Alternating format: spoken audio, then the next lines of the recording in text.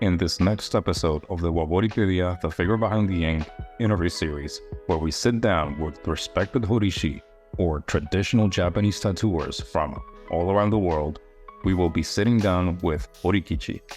Horikichi is a Netherlands-based Horishi whose powerful Tebori compositions bridge centuries-old tradition with Horikichi's own flair.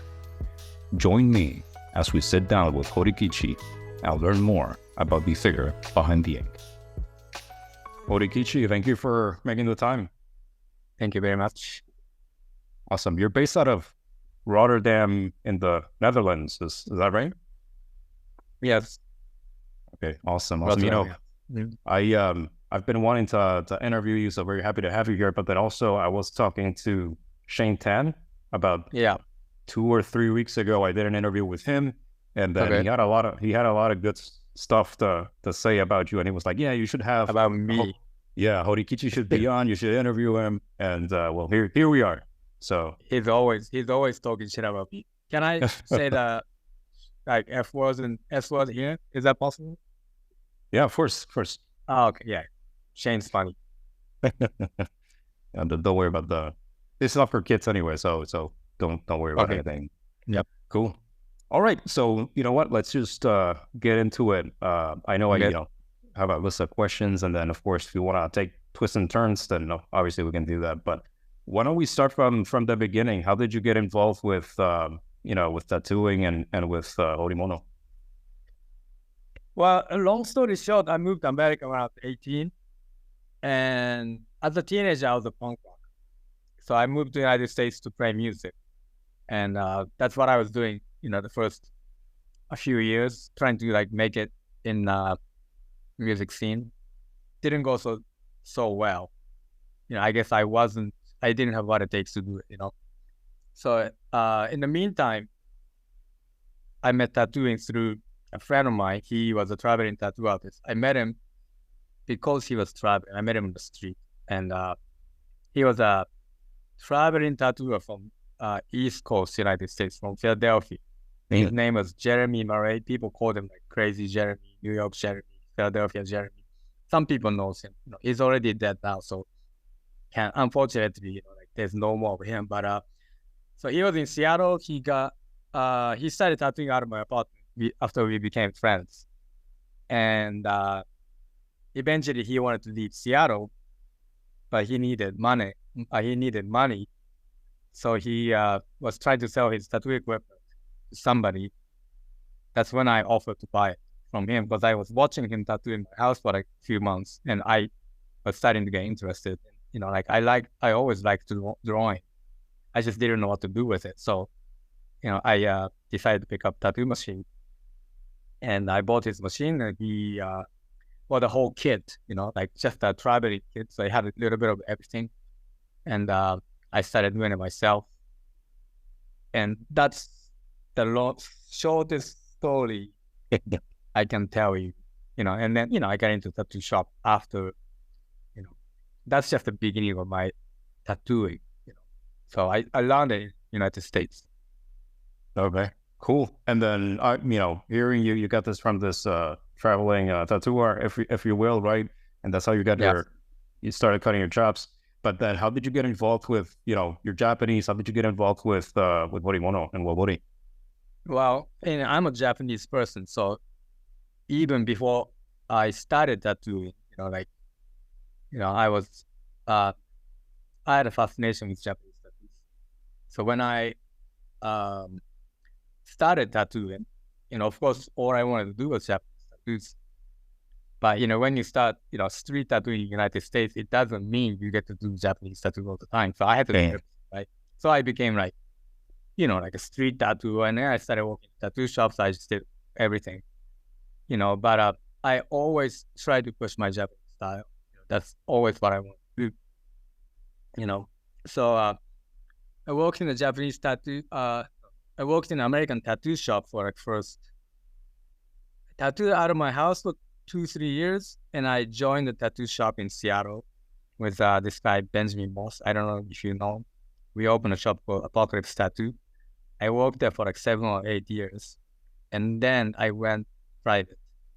And I tattooed out of my house for another couple of years. And then I moved to Amsterdam in 2009 because Hank, Hanky Panky, Hank Schiffmacher, he was opening a tattoo museum. And this was in the planning period. So I found out that Hank was going to open a tattoo museum. And I was already friends with Hank by going to Amsterdam, friends with, like Hank's friends. So my close friend, Danny Boy, he knew a lot about it because he was in Milan at the time. He was going to Amsterdam quite often. And he said, if you want to move away from the United States, why don't you come to Amsterdam and work with Hank? Because he needs a couple of young guys to work for him to open a museum. So I took the opportunity because at that time I was getting pretty sick of United States. I had bad habits that I needed to stop, So, I wanted to get away. I was thinking about moving to New York, but that didn't happen. I chose Amsterdam instead. So I started working for Hank. This was in 2009. And I was doing a lot of European tattoo conventions. But at this point, so it's 2009, I was probably tattooing for a little over 10 years. I was only using tattoo machines, doing Japanese style, But I always had a fascination with Tebori. But I did not feel right to just start on your own. I always felt like this is something that had to be given or had to be passed down or like permitted, at least to be permitted, So I didn't feel right to just, out of nowhere, like, I'm just going to do Tebori now. I'm going to call myself 40-something. I was always going by my real name, Yushi K, up until, I picked up my Tebori sticks. So I think it was around 2009. I went to a tattoo convention, a big one. And I ended up sharing a table with one of a master from Tokyo. I should not say who it is, out of respect, because I am not his student. So at this night, we're having some drinks. And I knew his students, and his students were my friends. They are my generation. So, I always have chat with them.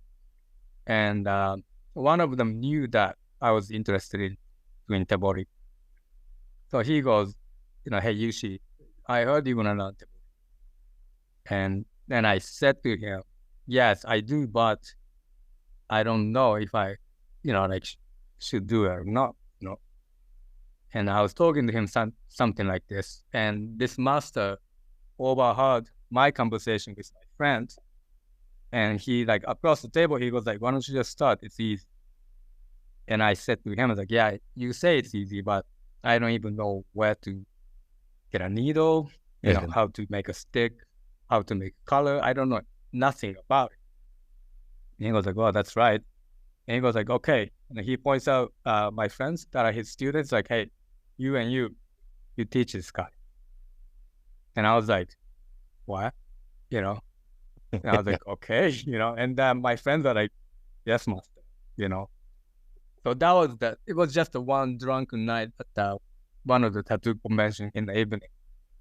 But I took that shit serious, So when the convention ended, I went straight to one of my, and I stayed with him for like a few days, and he showed me how to make needles and how to tie them together. How to show me the groupings, and that was good enough for me. So I left, and then I went to another student from him.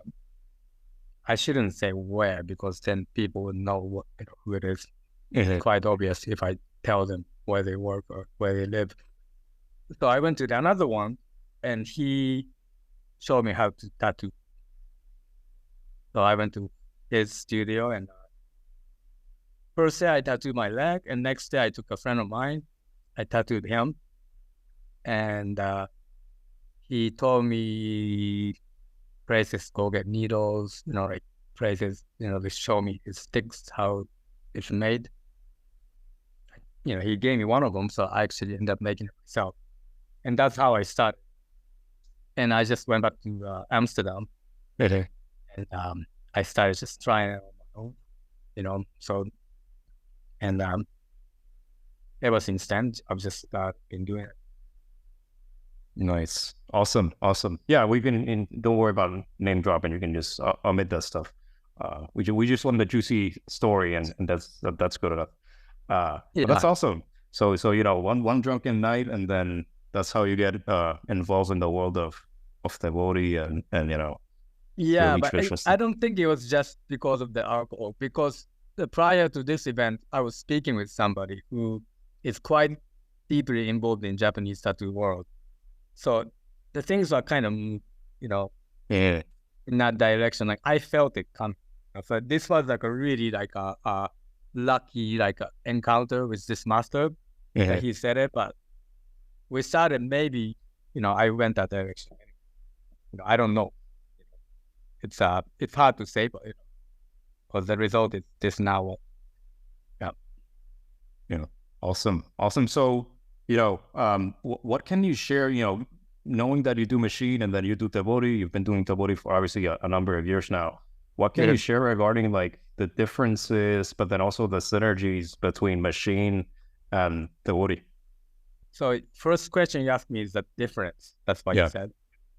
Well, I think there's, depends on that which angle you're talking to. Like there's so many differences, right? So one is the technique, the outcome, you can speak about that. And there's also, like your attitude or, like a point of view coming from like tradition, So there's so many aspects of what is different, So I think the most important thing, they're all important. But the main difference between Tebori and machine, I think, is when you do Tebori, like you make everything yourself.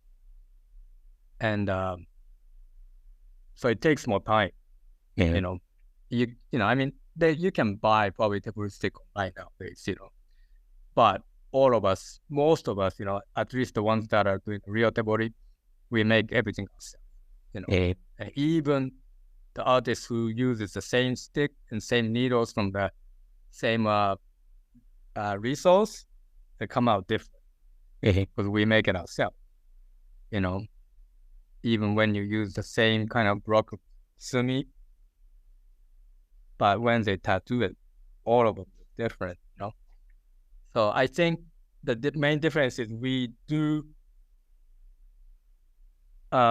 spend that much time and effort to create our tools and techniques to give it to people, so it's the amount of care that we, like, of course, the machine artist does the same, but we give it comes from the scratch.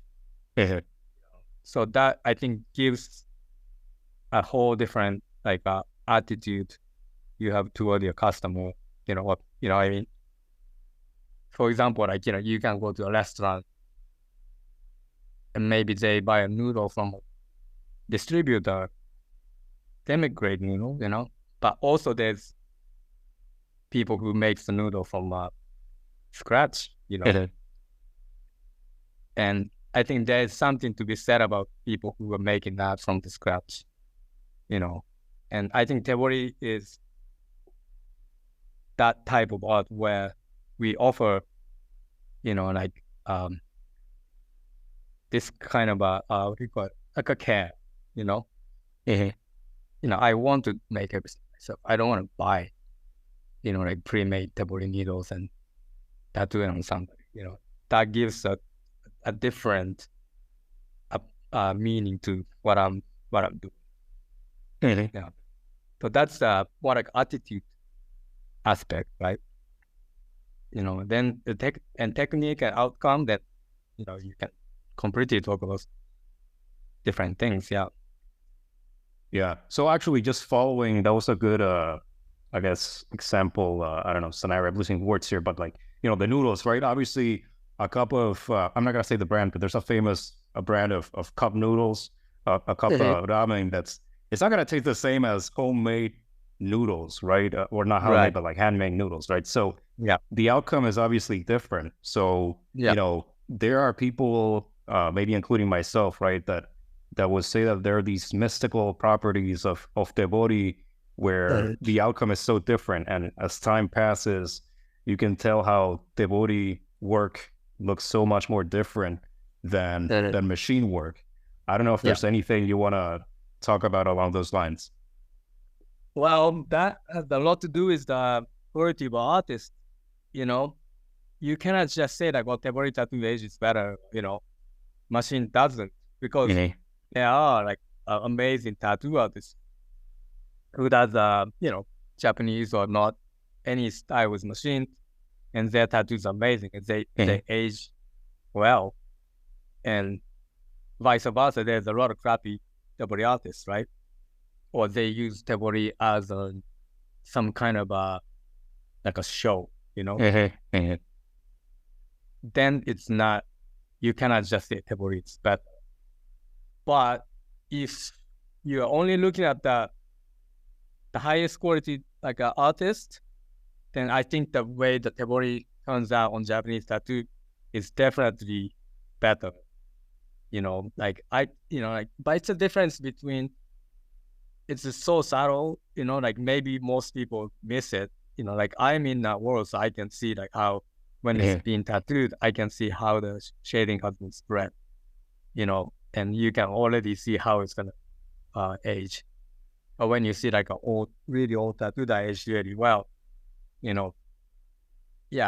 I believe that Tebori is better, but I have to, because this is my past, and this is my preference, So every tattoo is good in one way, but like when it comes to like the softness of gray shading, like a warmness, like it's not just soft, it's just like a rich, soft, like a warmth look, and it's like a really strong like a color.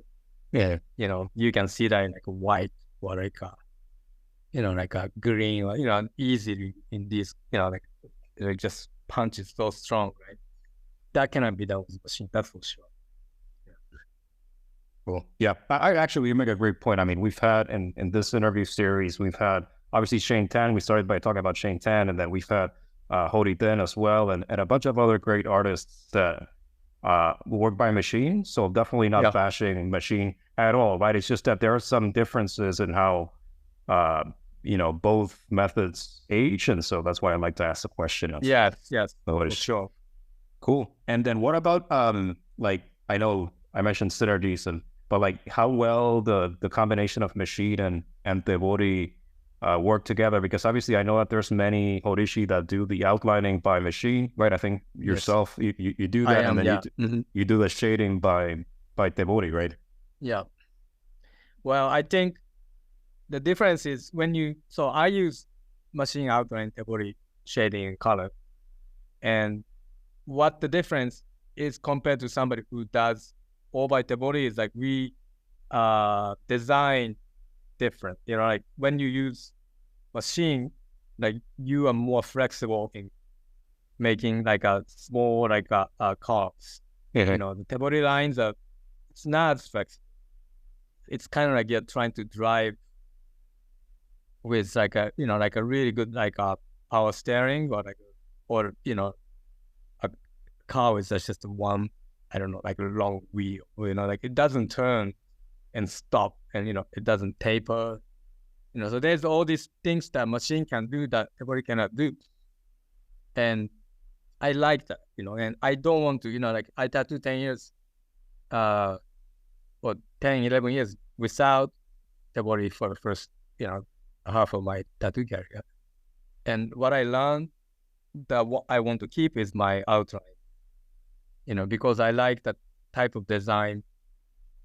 I'm not trying to do, like a straight, like traditional, like 1920s tattoo.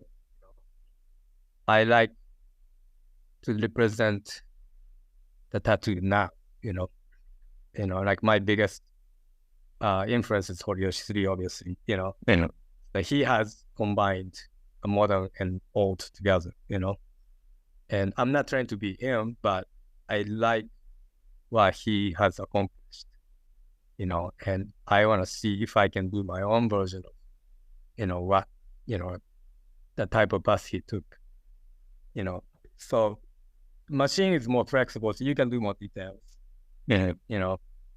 Sometimes you get too lost in detail because you can do it too much. So like my problem is always I do too much detail. Like, oh, I should keep it simple, And when you try to make a design only for Tebori, then you have to have design has to be very simple. So you will draw a completely different type of tattoos, So I like to be able to use both advantages. And in my opinion, my direction is to perfect the mix. Maybe one day I'll pick up Tebori stick as outliner. I don't know. But as what I'm doing now, that's my style. That makes sense. Actually, that throws very nicely into two other questions that I have for you. What can you tell us about your colors and your composition style, especially given what you mentioned just now? Colors. But that's a very broad question. I don't know, what I can tell about my colors and composition. Colors, I use a little bit of tattoo inks also. I use Ganryo, like a Japanese pigment. But I also like how dense and powerful tattoo ink is. So I have some colors that I will probably keep using till the end of my career because they're just really good colors, But Western colors are very difficult because it's a bit bright, It's always like a dangerous point where you use Western ink and it just does not look right, And I'm still in a quest of picking the right color because Ganryo is great. Has the best colors, but they're very light, and I'm very impatient. So I pound the shit out of it and then it gets scarred. You know what I mean? So for me, that's also a quest to find out how to, put in the, Ganryo solid without, color falling out or scarring my customers, But what can I tell my colors? My color approach is I try to do straight standard traditional Japanese colors, but sometimes I like to throw in some new ideas, So I try to do more a lot of people use orange, brown, and black, and that's it. But I don't like that. I like to do little bit more wider palettes. And sometimes I'm not afraid to throw in some completely new color combos, But I try to use inspiration from Japanese art at least, if not tattooing, then maybe from a wood carving or a painting. You know what I mean? So that my tattoo don't look Western, because using tattoo ink and try not to make your tattoo look Western is very, it's just you use one wrong color and it looks like, a Western tattoo, So, anyway, cool. And then, obviously when people look at your work, they go to your Instagram and, they see the photos you have, or they see you at, your tattoo set conferences and stuff. You have your own style that you've developed over the years, right? And I'm just wondering, what were some of your influences or inspirations in developing that composition style? I don't know if I have a style because it's very difficult to look at yourself, But my main influence definitely is Horiyoshi III. In the 90s, before Horiyoshi 100 Demons, he was doing a little bit older style. That's the first Horiyoshi tattoos I saw. And I thought it was very strong, very pretty, And then the 100 Demon came out, right? Yeah. And that was like a complete jaw dropper, eye opener, whatever the thing you call it. It's like, wow, it's just I didn't know the tattoo artist can paint that well, So I think that changed the world, and I'm one of them. Definitely, I really got influenced by that book. And so I, followed Horiyoshi, and of course I started getting tattooed by him, and maybe that's my 90s, trying to do what Horiyoshi was doing, kind of like really detailed, highly defined Japanese tattoos, like a little bit more like epic. And then longer I started tattooing, more you start, like finding out about other people. I met Horihide, and that also changed me. Horihide is very big influence on me. Horihide is opposite. It's very like raw. It's not clean, but it's powerful. Simple, but not boring. He used a lot of colors. And Horihide's tattoo, I felt the attitude that, like a Japanese tattoo has. His tattoo had always felt like it's for the bad boys. It has this, and I really liked. And also, I got to know him quite well. So, he has influenced me in a very like positive way. So I think if you name artists, Horiyoshi and Horihide comes probably on top. But, I met everyone, Horikyo also was very kind to me, Maybe the Tebori technique is probably Horikyo has the biggest influence on me. Like the first time I watched him tattoo, how fast, just the rhythmical way he was doing, I was like, oh, this is this hard one tattoo, And he's also, likes to drink, hang out, and he showed me a really good time. So I cannot say it was, I have so many, like, Horikazu second, very nice person. Had a good time with him. So yeah, a little bit of everything. Hank awesome. Also showed me, Hanky Panky was like the person that made me go toward more traditional than what I was doing. He was like more like, hey, like open your eyes, keep it more simple, go to the roots, When I moved to Amsterdam, I was doing a little bit more modern style Japanese tattoos, and he kind of like going into more traditional way. And if Hank wasn't there, like nobody would have gave me that door. Everybody knew that I worked for Hank, so everybody kind of gave me that, like a ball sign. The person who gave me the permission to do the body, I'm pretty sure that if he didn't know that I worked for Hank, maybe it wouldn't have happened. So, that's interesting. That's cool. Actually, that's very interesting because I started by saying you have your own style, obviously, but then now that you mentioned Horihide, I can see the Horihide influence in your work. So that makes a lot of sense. Yeah. Somebody else said that to me before, but I'm not. It's a happy accident. I'm not trying to copy you. Yeah, of course. Yeah. Awesome. So actually, I have one more question along these lines of the Horishi, because I know I've seen, I always go through like all the pictures and the people who I'm interviewing their Instagram, and that I saw multiple pictures with Horiyoshi III, and I don't know if you can share like a little bit about your relationship with the man. Well, I am his custom, so that's my relationship with him.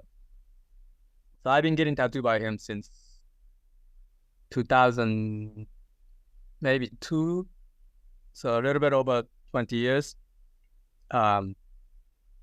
he's done most of my body, and so the way I want to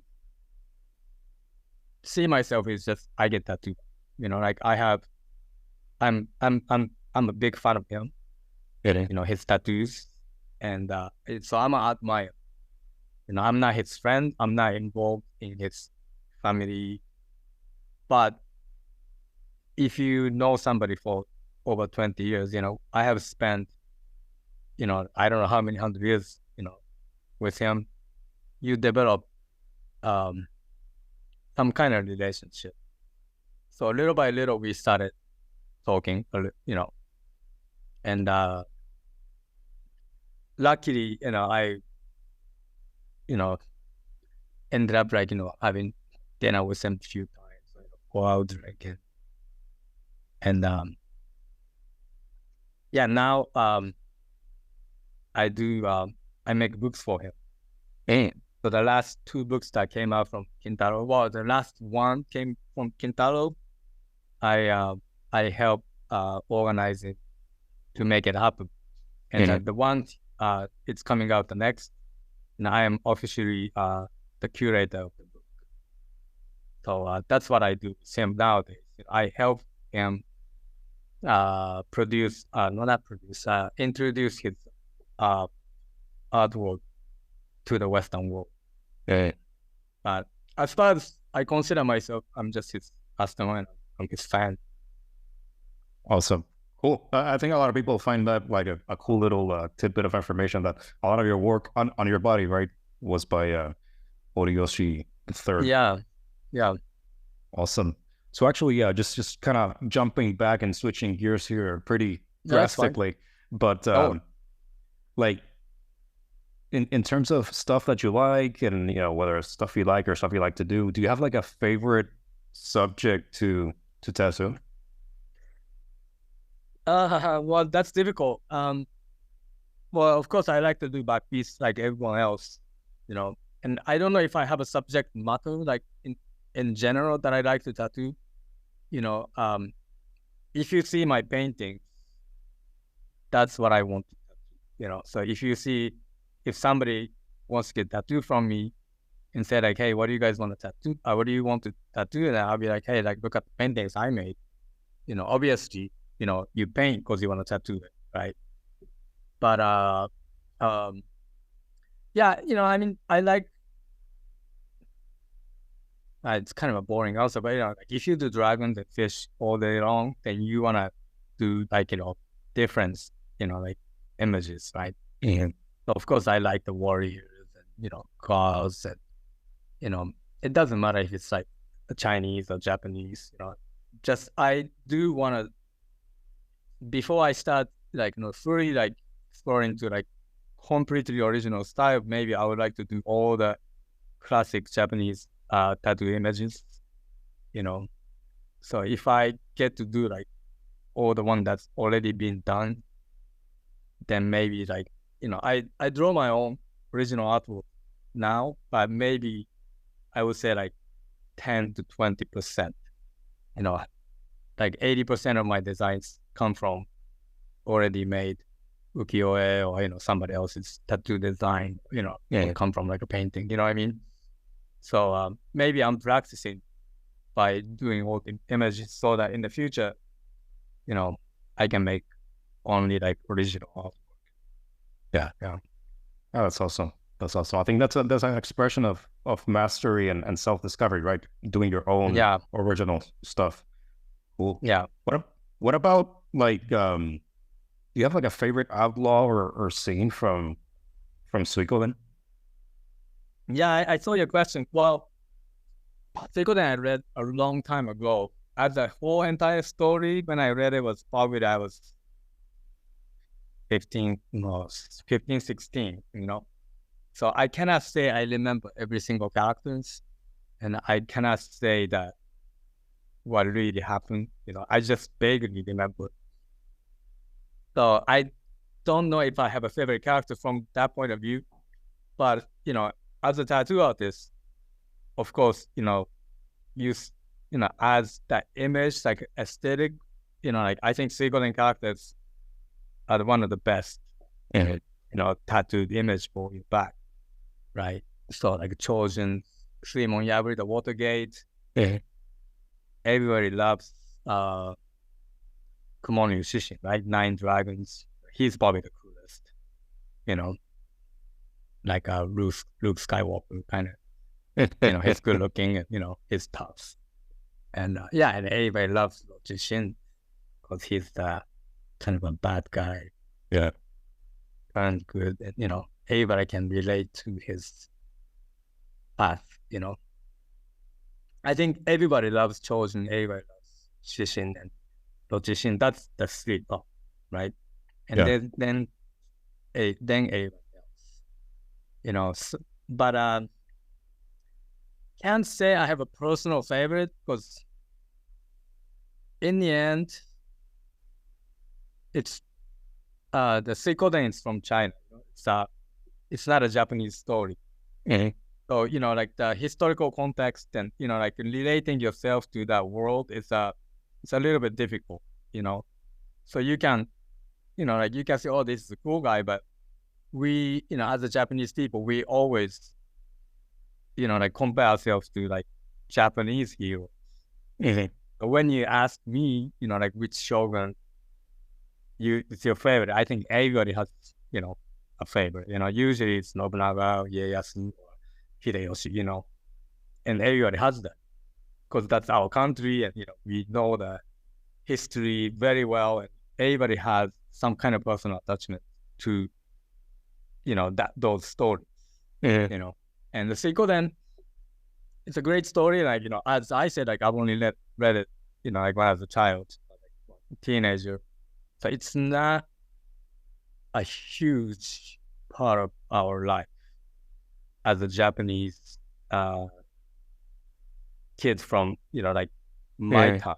Maybe like when Kuniyoshi painted it, it's a little bit different, right? Because that was the heroes, in what is it, like 16, 1700s. So they had a different impact. I think for us, Suikoden, it's for us, we'd use it because of that tattoo Mhm. imagery. Yeah. So hard to say it was favorite, All Yeah. three are cool. I think that's but yeah. Top three. Yeah. Yeah. That makes sense. And actually, it's a very interesting point that maybe not many people realize. But maybe Suikoden, like you were saying, Suikoden maybe it's like for Westerners. I don't know, like one of these classic literature books that they're important and whatever, but maybe you haven't even read them or even know what they're about. So I think maybe Suikoden is sort of along those lines in Japan nowadays, right? Most people Yeah, know and it's it's not that popular as a story, like yeah. a Chinese story, but we have way more connection with the Monkey King, that's Son Goku, because Yeah. it's on like cartoons and like TV shows. It's like a very like popular hero, and that's a Chinese story.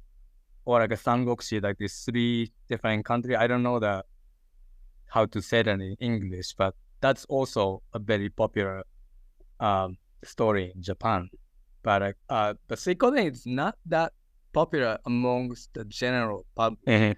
Mhm. Everyone knows the name, and everyone knows Ryosanpaku, as a group, because they're kind of a rebel. Mhm. So my friend was in a group called the Pachinko Ryosanpaku, which was like a group of criminals. They go to like all the pachinko parlors and they hack the machines and they make a shitload of money. And that was called Pachinko Ryosanpaku because they're like kind of like a guerrilla scammer Yeah. that are like, because the pachinko parlor is also a scam. It's a gamble because they are scamming back the scammers. Mhm. But they call themselves as like this like underdog hero. Yeah. So those kind of names that we had, but the stories, I don't know how popular that was to our generation.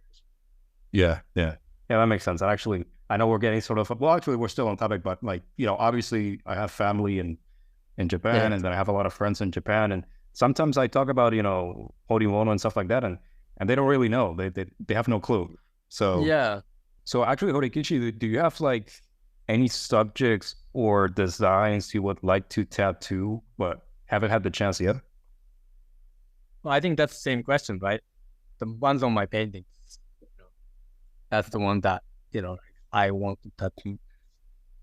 I don't, of course I have, other images I want to tattoo, but that's hundreds of them. So it's hard to say that, oh, I want to tattoo this. Even like it's just a simple, like a dragon back piece, like you can do it over and over and over again, so can't say, what I want. There's no design that's just like one, like, oh, I have to do this one. Like every subject is different. Like, when I see like a woman, that's a different, body. If I see like a strong looking guy, but I don't really never have this image. Some people have this, like when you see a person, like, oh, I have to tattoo this on you. I don't have that. Like, I want people to choose, at least, like take an initiative.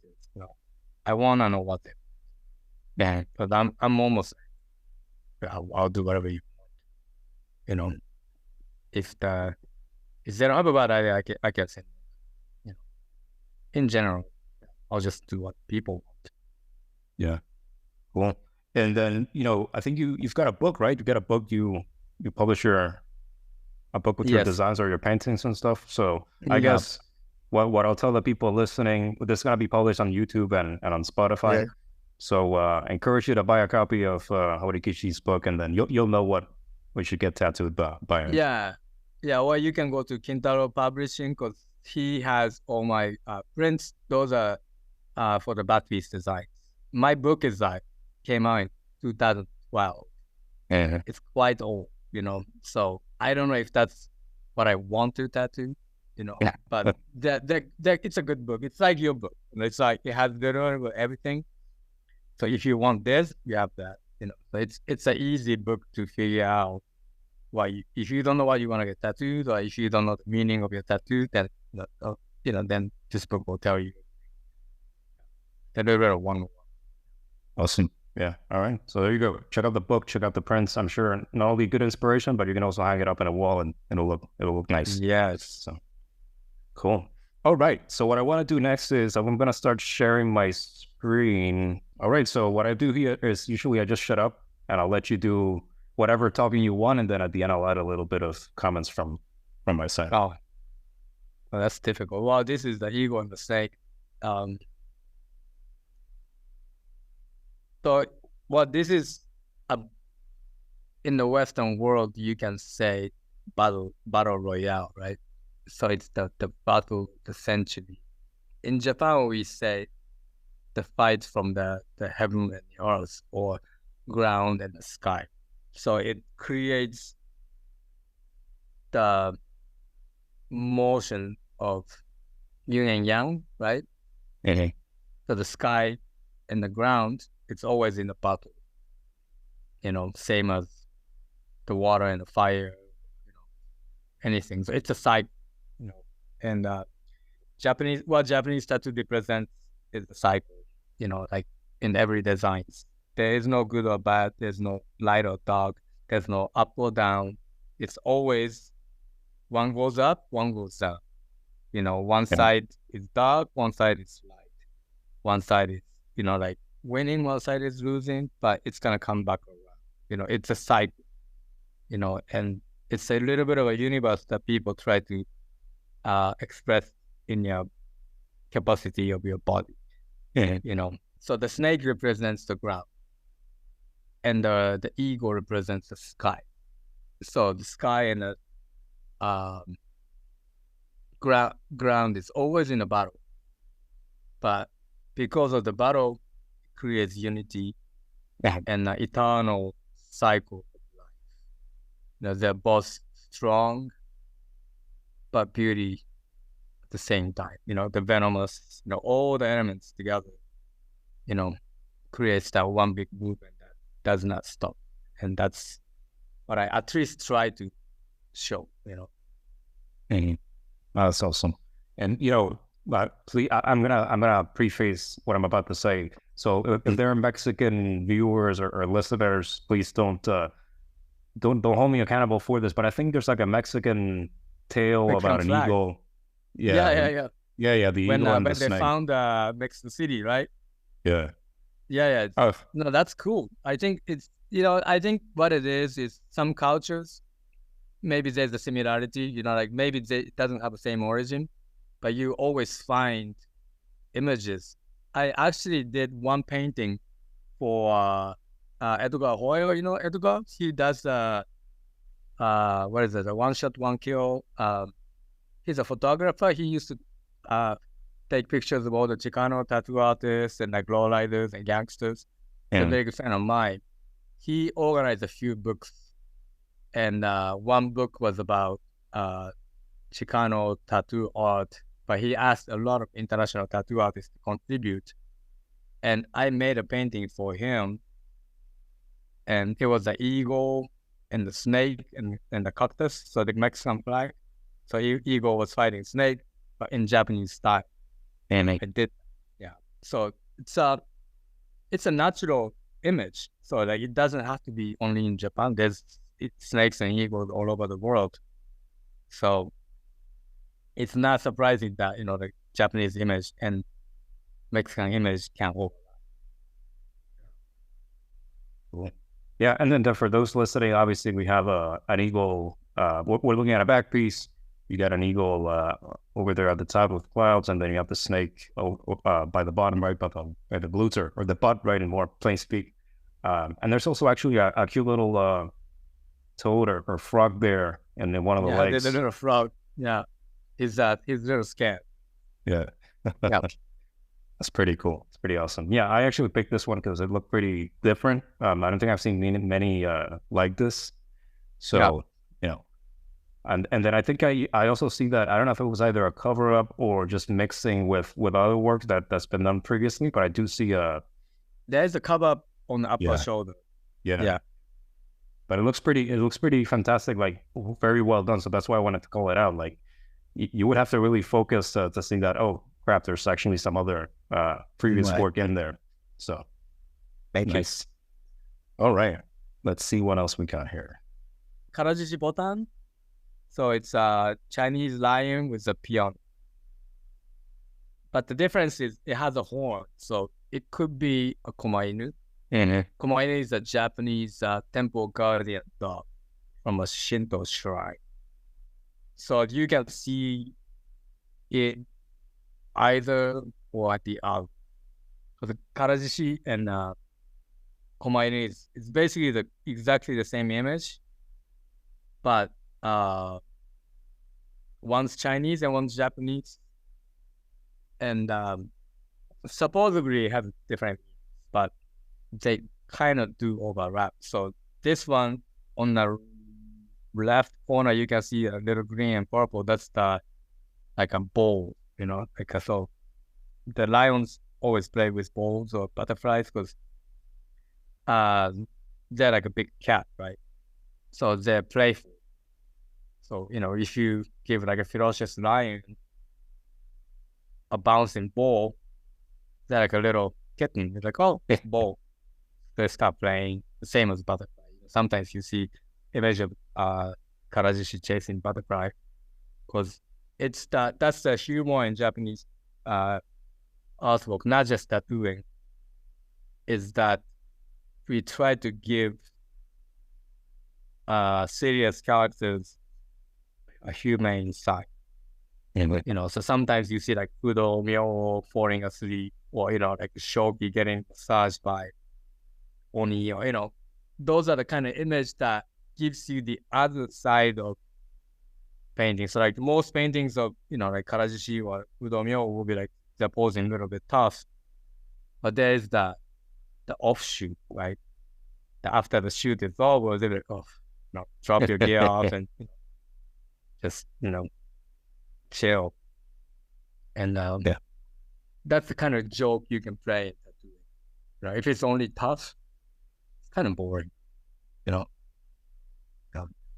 that's awesome. Yeah, I and for those listening and watching, I picked the tattoo set that we're talking, so don't hold Horikichi here handles for anything. But I picked this one because you don't see, well, at least in the West, you don't see that many Koma Inu. So I thought it was pretty cool to see a Koma Inu tattoo, right? And especially not only that it's cool that you're doing it, but it looks great too. In this. Yeah, but sometimes they say Karajishi have horns too, so it's difficult to say if it's Koma Inu or Karajishi. Yeah. Like some part of the world in Japan say that the male or female Karajishi has a horn. So it's very it's a vague line.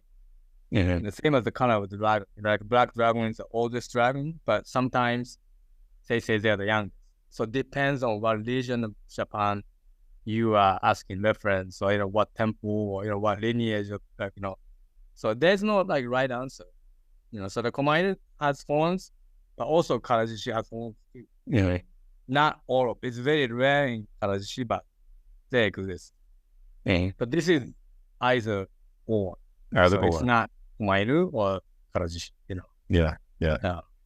Yeah, that's cool. For those listening, we have this Karajishi Botan or Koma Inu Botan, who knows, right? Doesn't matter. Yeah. He got it here, and then I didn't know about the little ball there, but I can't see it. That's pretty clever. Yeah, it's pretty funny. Cool, awesome. All right, let's move along here and see what else we have. All right, I think this one's a little bit more recent name. Yeah, that's Ryugyo, right? Okay. So it's Horimono. So it's when the dragon turns into when the koi fish turns into a dragon. It's a transition. The koi fish, out of 1 million koi fish, the one that has the star on the head, we will go swim up against the waterfall. And all the way on the top, there's a gate called Horimono, which means dragon climbing gate. And once you pass that gate, you transform into a dragon and rise up to the sky. And once you get the universal knowledge in the sky, you come back down to give the knowledge back down to the sentient world. So this image is when fish is turning into a dragon. Mm-hmm. Yeah. No, that's awesome. Yeah, this is pretty cool too. I like how it's, so again, for those listening, we're looking at a Nugibori back piece here, and the guy himself, this guy looks like a unit. He's pretty buff. He's got this. He's a Dutch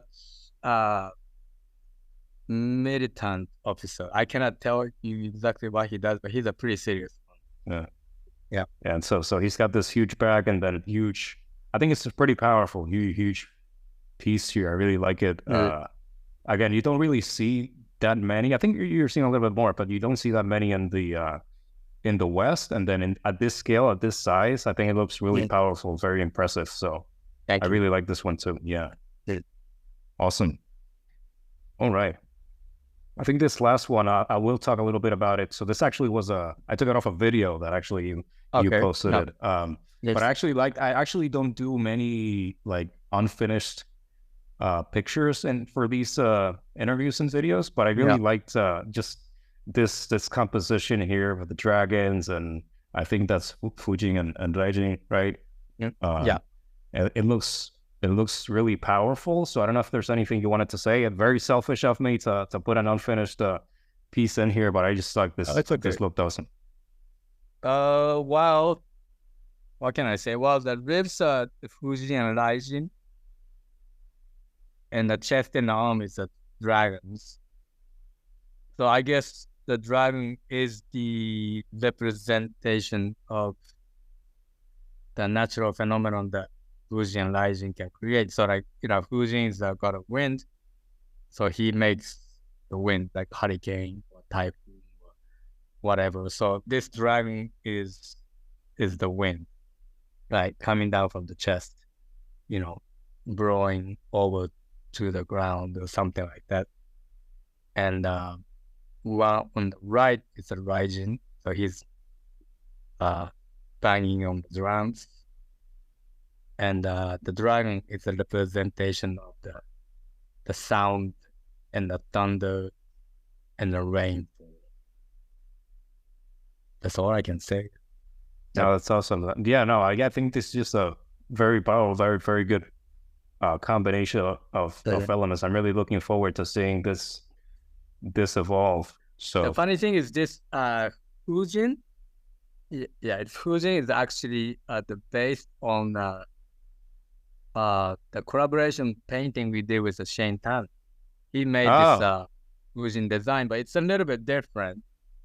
But I took the composition and then I made it into my artwork. So I actually stole from him.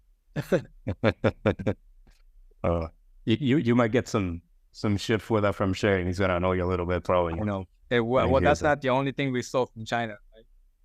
Right? Cool, awesome. All right, I think that was actually the last. There's actually a lot more awesome pictures, especially there's this huge koi back piece that you have, but I opted actually not to show it, to tease people and then have them go to your Instagram and take a look at it themselves.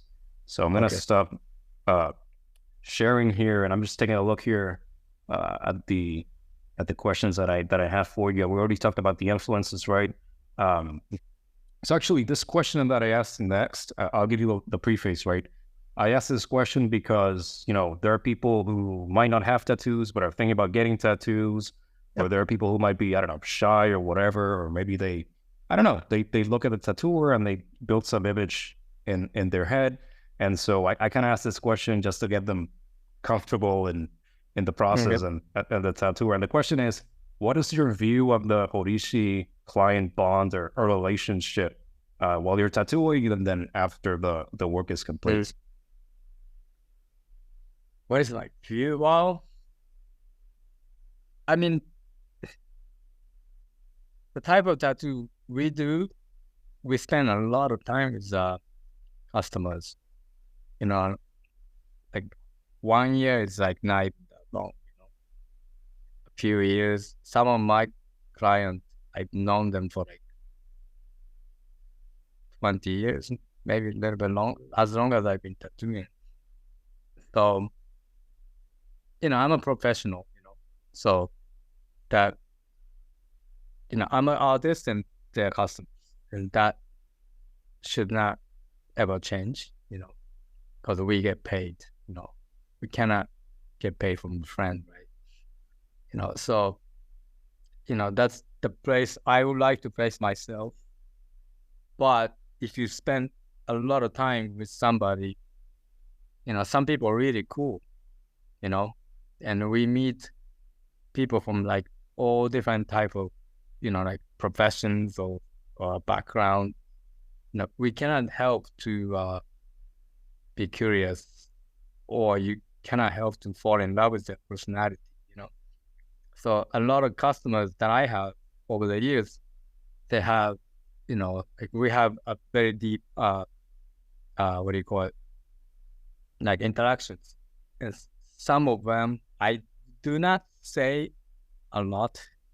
I think maybe like a very, very handful of them became my friends,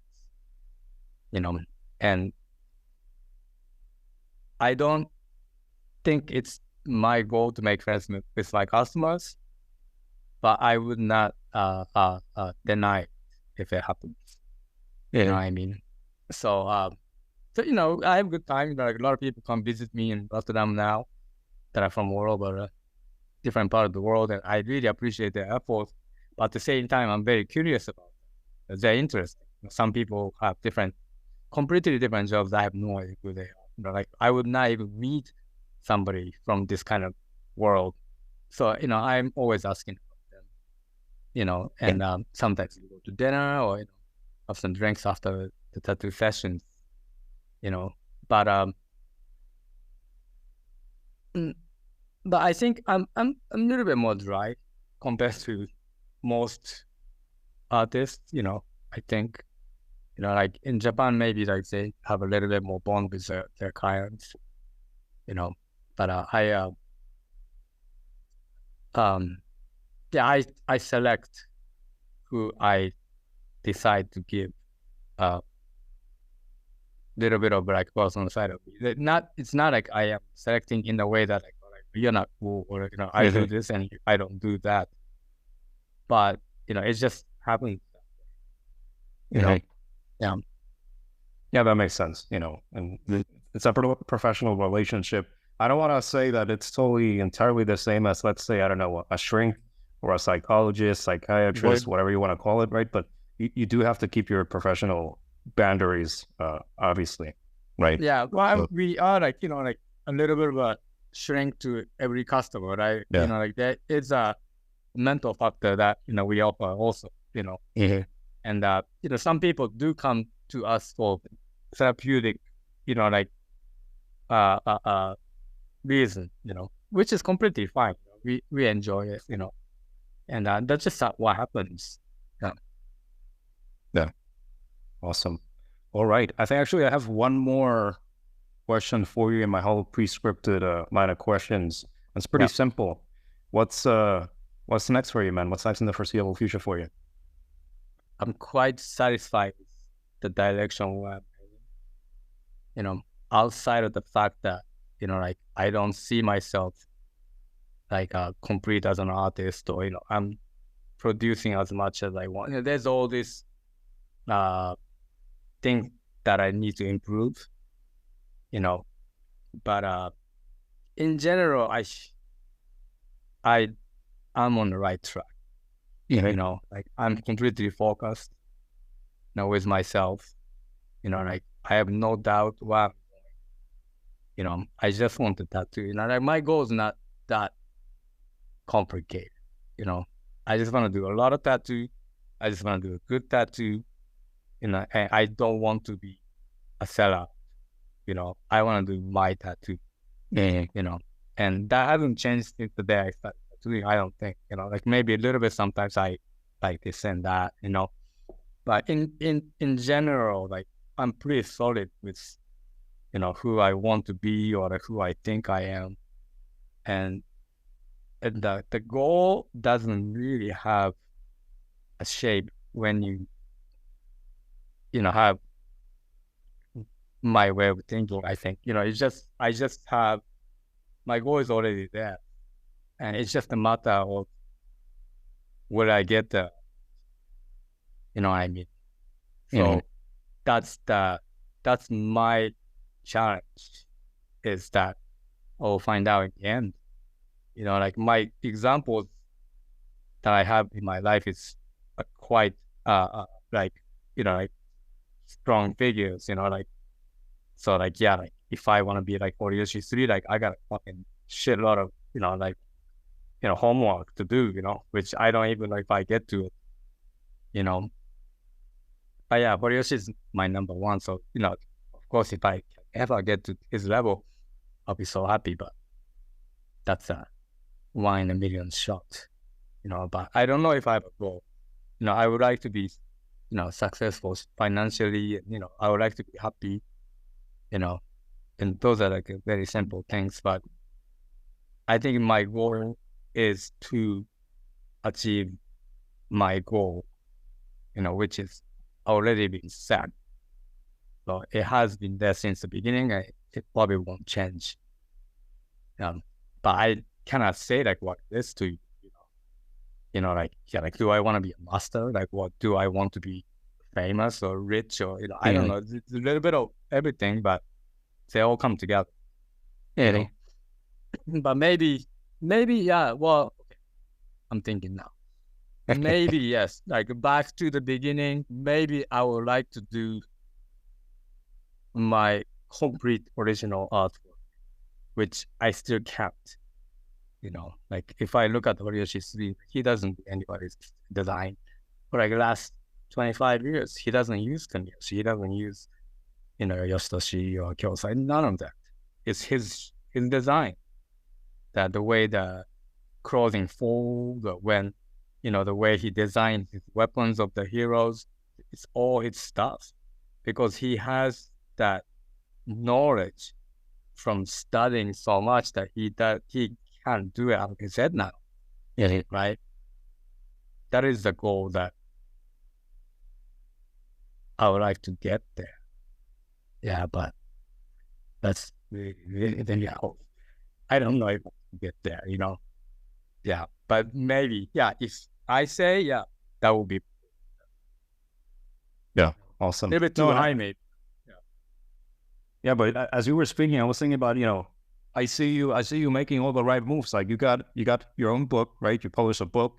You're putting out these paintings, right? These designs out there, and you're curating stuff for Horiyoshi III, right? You're striving to make your own original works, right, and style. So I don't know. You say that maybe you don't have, but I think you have a bunch of things already in motion. You're making the right moves. Yeah, I hope so. But I'm also, like already 47 years old, so like time is ticking, So I hope maybe next 25, 30 years I have left, to be energetic, I can reach somewhere, or maybe find something that isn't even being, like done by anyone yet. Maybe that's my destination, that I will become somebody that nobody has done before, But yeah. Awesome. Yeah, the goals are difficult to set, It's very like vague. But yeah, I have a very strong, Yep. Awesome. All right. Well, I know it's like super late. What is it? 11:44? Like whatever, 23:44 over there, and almost midnight. Yeah, it's fine. That's crazy. It's super late over there. So thank you very much for taking all of my questions and stuff. Really appreciate it. Thank you for being here. That's it. That's all the questions I have for you. I'll let you go to sleep and get your rest and no, spend don't time worry. with your Thank family. you very much. Thank you for the opportunity.